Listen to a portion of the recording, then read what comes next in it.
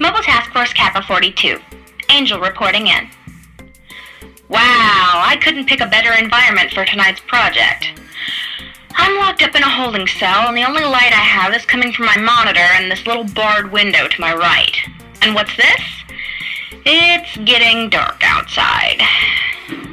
Peachy. Not like I'm scared to talk about this one or anything. I mean, nothing scares me. Except maybe frogs. Frogs are gross. Item SCP-965. The face in the window. Object class, Euclid. Special containment procedures. SCP-965 is contained within a framed, ready-to-install window, henceforth referred to as SCP-965-1, composed of at least 6 panes of clear glass or similar material, measuring at least 15 cm by 30 cm. SCP-965-1 must in turn be kept within an environmentally controlled storage facility capable of withstanding significant seismic disturbances. SCP-965-1 should be inspected at least once per week to check for degradation of material.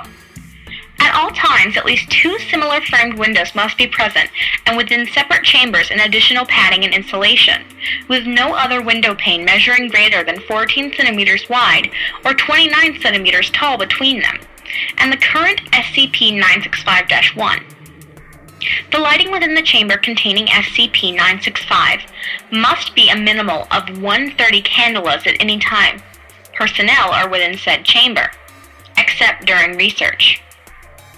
While SCP-965 is currently contained within SCP-965-1, our inability to control its movement upon destruction of SCP-965-1 through means beyond proximity have prompted its elevation to Euclid status. Research into a more permanent means to contain SCP-965 is ongoing, and individual experiments may be carried out by Clearance Level 1 personnel after approval by Level 3 administration. Description: SCP-965 is a visual manifestation that occurs within framed windows. This manifestation takes the shape of the shadowed face of an apparently pale-skinned male that is looking through the window. The exact details shown vary, as does the direction of orientation as well as the age of the person. However, sufficient detail shows it to be consistently the same being at differing points of its life, between the approximate ages of 10 and 55. Research into an individual matching SCP-965 has thus far proven inconclusive. SCP-965 will only appear when the relative lighting on the outside of the window falls below 5 candelas, regardless of lighting on the inside. Such terms are possible because the face will only appear in a fully assembled window frame, though it does not need to be currently installed. Thus far, SCP-965 has not shown any ability to intentionally move from one glass pane to another, even with a sane installation. It is only able to attain a new manifestation point upon the destruction of the current SCP-965-1, at which point its new habitat will be reclassified as SCP-965-1. The face is visible from the outside portion of the SCP-965-1, but despite its two-dimensional nature, it is described as looking away into the room.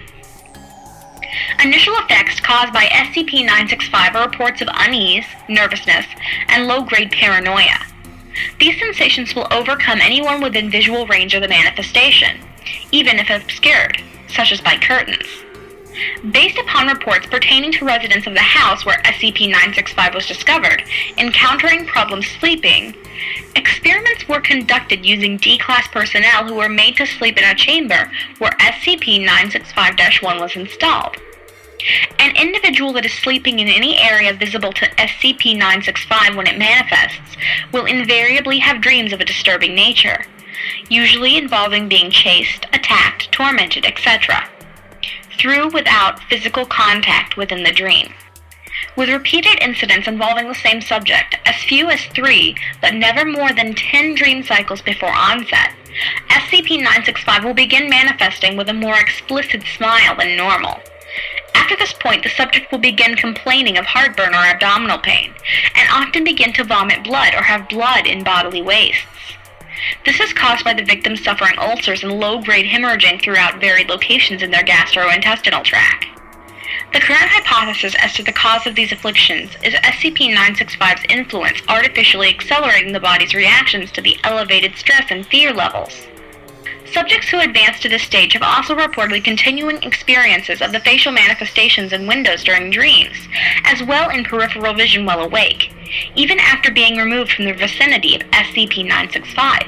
Most suffer from low-grade but lasting feelings of paranoia, as well as sensations that they are being watched or followed. Whether this is in fact some remnant influence left behind or standard symptoms of distress followed by the traumatic intrusion of SCP-965 into their psyche is under investigation. SCP-965 has produced no noise to date, and there have been no reported instances of SCP-965 animating in any way once it appears. However, it is capable of disappearing and reappearing at will in different poses. SCP-965 always also shows signs of sentience. It has been observed to show disappointment if it manifests into an empty room, irritation or anger when manifesting before someone that had broken a prior SCP-965-1, and one instance of visible fear when in the presence of Agent who had earlier participated in its retrieval. No, of course. There just went my monitor. That's just awesome. Looks like I'm going to be taking one of the pieces of metal out of my internal wiring and using it as a means of defense. Again. Stay safe, stay alert, and close the blinds.